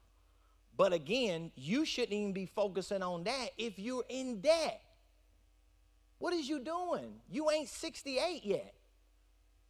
It don't make sense. It makes sense to you because you think that's the right thing to do, but it's really lazy financial responsibility. The truth is, if I got to stop that for a year to get my credit cards paid off, to get 6 months saved, to get me some insurance, to get happy and be at peace so me and my spouse ain't arguing every other week when pay period come, that's more important than me hoping by 68 something is there for me. We hope that gonna be there. We hope the hedge fund don't pull an Enron on us or a Bernie Madoff. You got to get in control of your life. Nobody's going to fix this stuff for y'all, I'm telling you. You got to control the narrative. I made that decision in my life. I ain't going to let nobody control my financial situation. And I'm not going to blame God because certain things are not happening. And I'm not going to cross my fingers and hope somehow a Brinks bag falls out the sky because I'm anointed. No, I'm going to let God work through me, give me revelation, intelligence, and I'm going to put it to practice. So the 40% rule, 15% of that, you're putting it up either in a retirement plan or you're just putting it up so you can make a play. Because when you get into certain sophisticated strategies, which is really centered around step 5, buying a piece of real estate may be your retirement plan. My wife and I, we have clients that we work with. They purchase pieces of real estate for their retirement when it starts making sense to them. We show them, you got all this money over here. Why wait 22 years when you can just move that money over here, control the narrative of your retirement, dictate to the cash flow that comes in, and do it the way you want to do it? That is your retirement. You get what I'm saying? Nobody has to make that decision for you because the decisions that they're making for your retirement, they're not working. That's why every time somebody retires, they realize the money they got coming in their after work years is not enough to pay the bills that they brought over from their working years. And now they got to go to Walmart and work. Now they got to go to Publix. Now they got to do some other side job, and they should be enjoying the rest of their life or live beneath their means and make sense of why they can't do nothing because they didn't make the right decisions when they were in that position. 15% of that should be to pay off your home if you own a home. Or you could look at it as, if I can master the 40% rule, I'm not going to buy a house until I have 6 months saved and I'm able to live by the 40% rule, because then it assures me that I'll never lose my house. It assures me that my house will not become a prison, because your house can become a prison if it's taking 33% of your income, because most of the time it's taking at least 25 to 33%. My wife and I are real estate, so we know what time it is. We already know how the mortgage lenders work. We know all this stuff. So we already know you got that house, you scrapped up the money, auntie had to loan you $3,000, mama pushed $2,000 to your account, you made it work, they were creative with the financing, they moved a point here or there, they worked the closing costs, the agents took a hit of half a point, everybody doing everything to get you in the house, but you got to pay the bill for 30 years. You need to be way better off than what you think you need to be to make those types of decisions, okay? And then 15 or 10% of your income of that 40 can be stored for a score. So for those of you that are married to people and you are the crazy one in the relationship where every 2 months you got a new idea, oh, babe, God just showed me this. And then 8 months, because they looking at you side-eye, because they know you're finna lose it. They know you're going to lose that $200. You in a new business, don't jeopardize the integrity of your character and your marriage just because you got good ideas. Get disciplined with your income until you set enough aside, because if you're making $5,000 a month and you get to a point to where you say, I'm going to put $2,000 up, that means I got to increase my income. I got to get creative with my tax strategies and my deductions and all of that. Well, 10% of that 2,000 every month is 200 that I can play with. I can store it for a score. So if in 3 months, honey, if I have $600, can I go play with that 600 if I get a good idea? Now it holds you accountable rather than your family struggling for another 8 months because you around here being goofy. You get what I'm saying? That's really financial responsibility. So that's step 4. And then step 5, we're right close to 12, Pastor. We're doing good. Step 5, get wealthy, be a blessing, and build a legacy of success. Let's see the breakdown of step 5. So for those of you that do have an idea of starting a company, I always encourage people to start a holding company. So that means, and again, this is a whole nother seminar, but I'll just give you a quick breakdown of it, because step 5 is where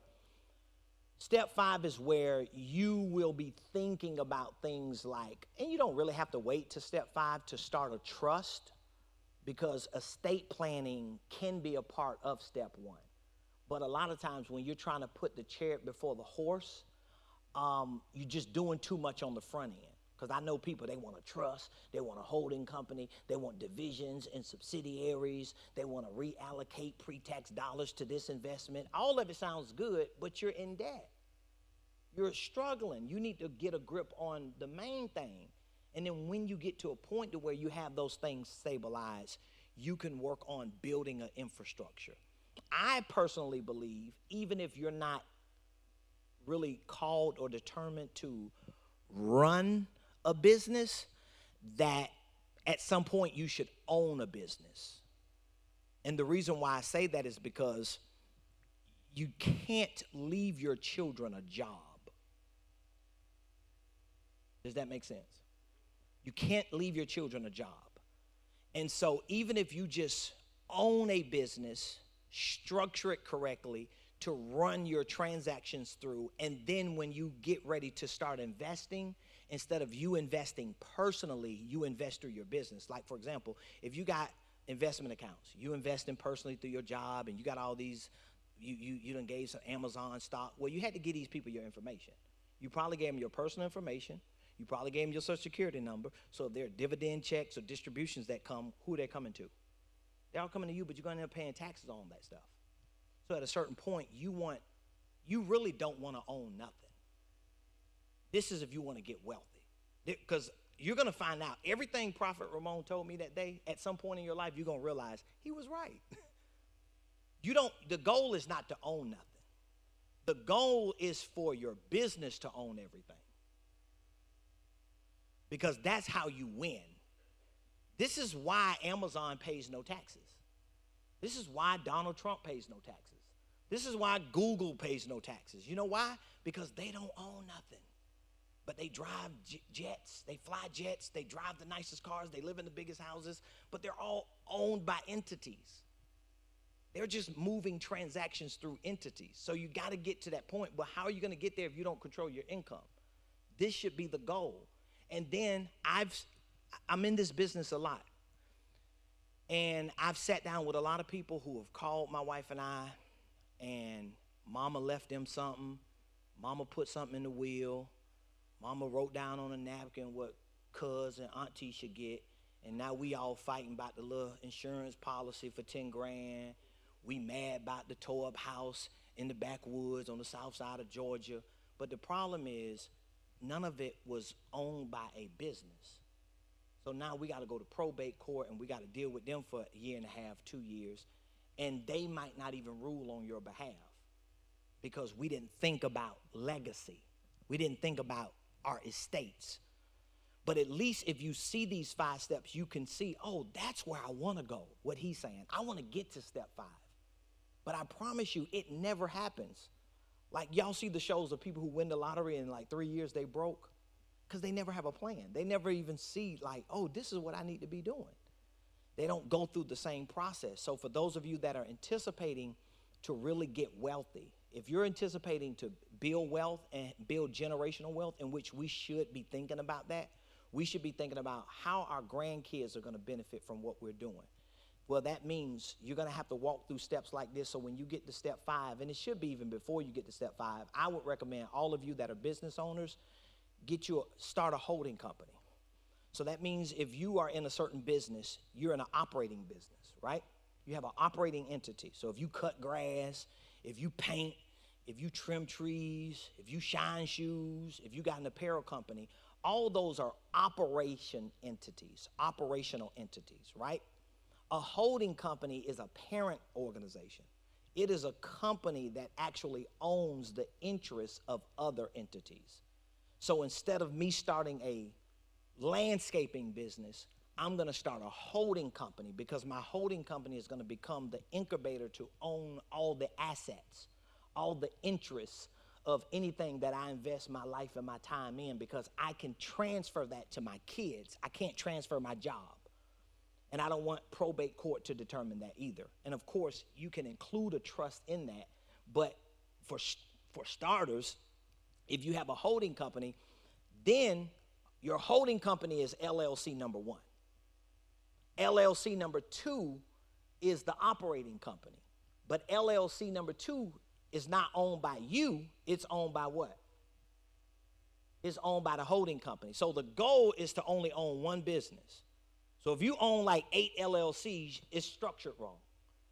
If you got 8 different businesses, you should have 1 as the holding company and 7 as subsidiaries. Because what does that do to your holding company? A, it protects your assets from anything that happens. If somebody get cut trimming trees, or if somebody get hurt, or somebody sues you in that property. But it also creates an asset management incubator so that the value of your estate goes up the better those business operations do. And so if you start investing in stocks, investing in crypto, investing in Bitcoin, investing in real estate, you don't have to personally do it. You're doing it through your holding company directly, or through your holding company through another entity. So this is where the holding company concept comes in, to diversify and develop your for-profit. And many people will use nonprofit organizational enterprises for living and giving. So that could either be, if you're not a church, of course, it's not going to be a church, but it may be a nonprofit CDC, Community Development, Economic Development Corporation. It could be a foundation, some type of nonprofit that you want to use as an arm to live and give through, not just in your life, but when you die. You want these infrastructures set up for you, okay? You also want to diversify, investing in real estate. You can invest in, these are just some of the things that I know are popular and that work best: mutual funds, growth stocks, or any income producing assets. But when you get to a point to where you want to make those type of investments, you have to be clear on those other steps. Because if you're investing in all this stuff, most likely you're not understanding that the return on those investments is much slower. You'd be better off going to buy t-shirts and flipping them than you would to be investing in certain things prematurely when you don't have the financial cash flow or the reserves to support that investment. You know what I mean? Like if you go put $10,000 in an investment and it's like, let's say an 8% return. It could be a 10% return. Let's say if it's a 10% return. So you got 50 grand. 50 grand. You get a big win, 50,000. You go invest it somewhere. The average return might be 10%. That may be before taxes. So that means in a 12-month window, what is your return going to be? $5,000. That ain't no money to change your life. but you just gave up 45 grand to get that. It doesn't make sense. I could have took that 50, put 20 up to have security, or 30 up and use 20 to pay off some debts, have a couple dollars to work on my little business. At least I can see a quicker return than giving it away, because again, somebody else is controlling the narrative of your what? Your income. And then you want to develop divisions and subsidiaries that reflect your company philosophy and legacy. I know that's a little next level stuff, but just to kind of help you understand what the develop divisions and subsidiaries mean, you may have kids. You know, you can get tax breaks. I think it's somewhere around $12,000 or something like that a year for a child. I'm not 100% sure. My CPA talks about a lot of it a lot. But my point is, you may have children that you want to put on payroll. Instead of giving them an allowance personally that you don't get credit for because you need them tax deductions, you run it through the business, let them do some work around the house, pay them. They ain't going to pay taxes on up to, I think, $12,000 every year.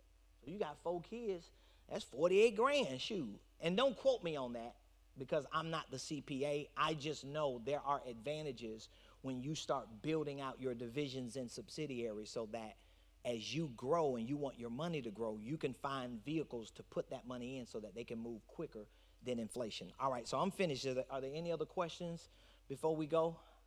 Somebody give me some feedback and some takeaways on what you learned. What was your biggest takeaway? Say what? Okay. Any other takeaways? Oh, wow. Y'all just...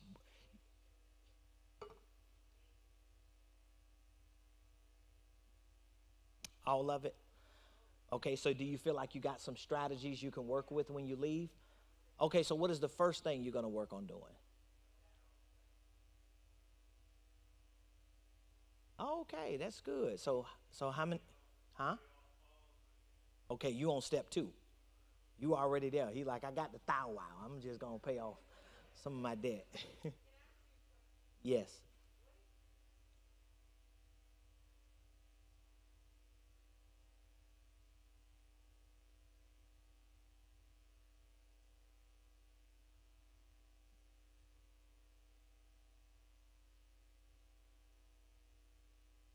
It's a good strategy if your goal is to get a better credit score, but it doesn't necessarily change your income.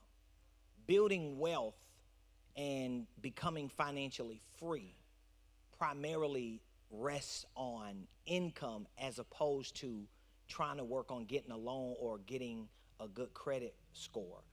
And that's where a lot of us go wrong at because we don't have a plan.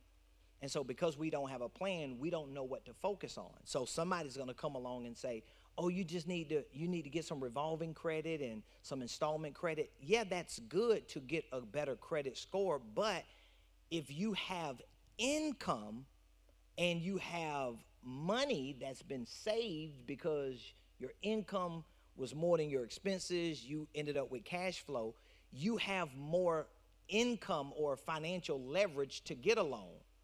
So now I can actually go to a bank with 10 grand and say, I want to open up some type of relationship with y'all for credit, and I want to hedge my 10,000.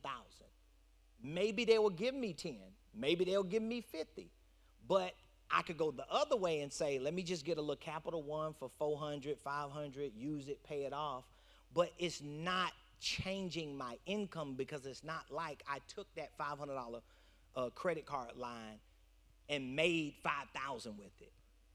And again, sometimes you can use credit to leverage because I think good debt and credit and loans are used as leverage, especially in real estate. Like you just can't even do real estate in most cases and really scale your real estate investing if you don't leverage debt, because your debt is not against your income. The debt is against the income that the real estate is producing.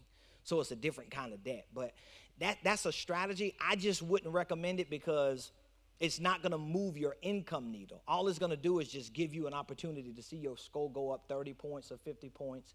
But once your score is up, then what are you going to do? Go get in debt with it? Go get a car or a house or a loan? It never connects you to income most of the time. Huh? Yeah.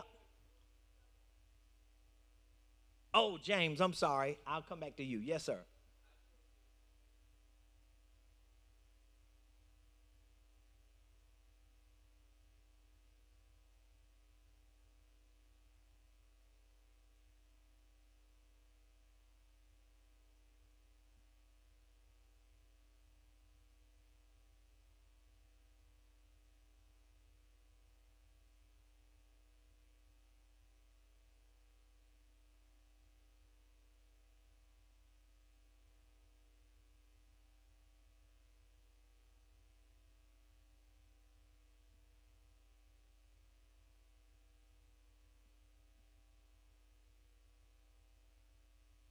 Awesome.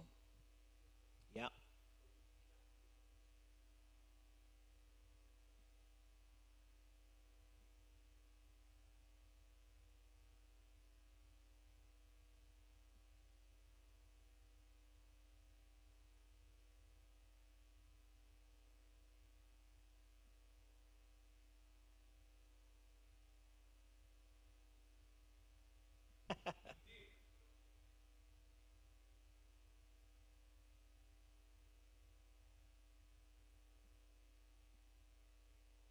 That's good. Thank you. I appreciate that. Wow. Okay, you had a question over here, ma'am? Oh,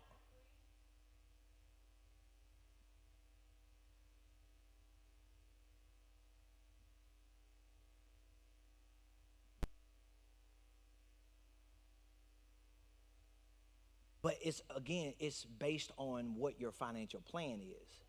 If you can't, honestly, I have to be straightforward with you. You can't build your life around your credit score.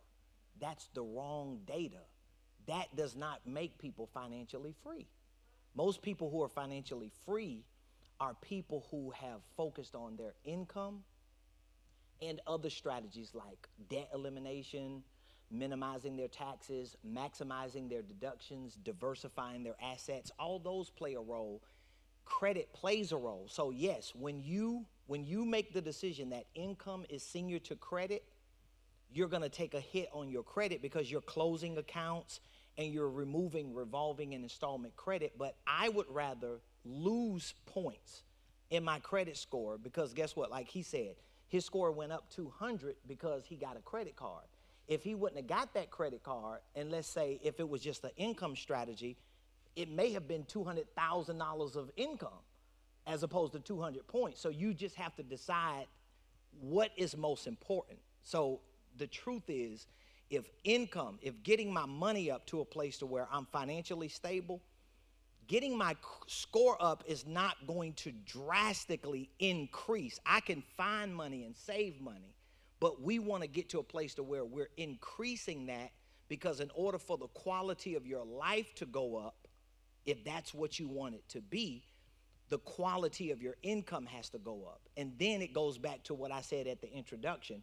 You have to decide what is the life you want to live. If you want to have way more options to do anything you want to do and be who you want to be for the people you want to be it to, then that means you can't just build your life that's good for you. You got to really expand your life because it's going to take more income. It's going to take more increase. And that means in order for me to do that, I'm going to have to give something up. So these are great strategies. But to your point, if you start focusing on income, you're going to sacrifice something. You're going to sacrifice debt, and most likely you're going to sacrifice your credit score. But I have been in that position. Like, I could go into a bank and get hundreds of thousands of dollars of debt, but there was a time that my credit score was almost 800 and I couldn't get hundreds of thousands of dollars of debt because they were going to base my debt ratio on. That's what banks are in the business. They're not in the business of credit. They're in the business of money. They leverage money. So, of course, we use that because that's what a lot of the information we're getting from banks. They're in the business of getting you in debt. And their products are homes, cars, and credit cards, and lines of credit. Only to consumers, not necessarily for investors. Because if you're using that for capital, for a business that's already generating revenue, it increases the income of your business and the revenue of your business. But most of us are on the consumer side. So they want our score up because they want to be able to tell us, yeah, with no money down when we go to the car lot. Or they want to be able to tell us, yeah, when we want to get a $300,000 house. Or they want to tell us, yeah, when we walk into any department store and want to get a line of credit. But it doesn't change my income. It just takes more of my income because now that is consuming something. I just have more opportunities to get it. Any other questions? All right, it's after 12. I think I'm finished. Job done. So, again, if any of you, I gave them a link because if you need that PDF version of that 5-step plan, you could just take that link and you could get access to it and download it yourself. There are some tutorial videos that I just kind of walk everybody through with it. But the truth is, you should at least start there by crafting a plan and seeing that, oh, okay, if I could get to step 5, I can have a real estate, an estate, not real estate, but a real estate for me and my family, and I can actually do it. Like, I have people who I coach and consult, who, I promise you, I wish I brought some of them here, are on fixed incomes, or they were on fixed incomes, like getting monthly checks, and they put plans together. They walk through that process and they climb their way out of whatever it is that they were in. I've had people that were making $8 an hour and $10 an hour. It's the same strategy because now they have their focus on what's important and what's going to move that needle up. So again, we do have a lot of resources, but preferably if there are other resources that you need, just speak with Pastor Carla. It would be better for us to work together as a team and as a group rather than just everybody independently trying to figure it out, because I want everybody to win and I want all of you to really have access to the right resources. But again, it at least gives you enough to figure out, okay, is this really what I want? Because if it's not really what you want, then you can't give yourself an excuse when you don't get it, because now you know, oh, it's just me. I don't want all of that. I don't want freedom. I don't want to have a whole lot of money or to be in a position to do what I want to do. I'm just comfortable doing it the way I'm doing it. And then that means those philosophies won't really work for you, okay? All right, love y'all. Awesome. I'm so excited. We just want to thank you guys for coming in today. Thank you for our online community for watching.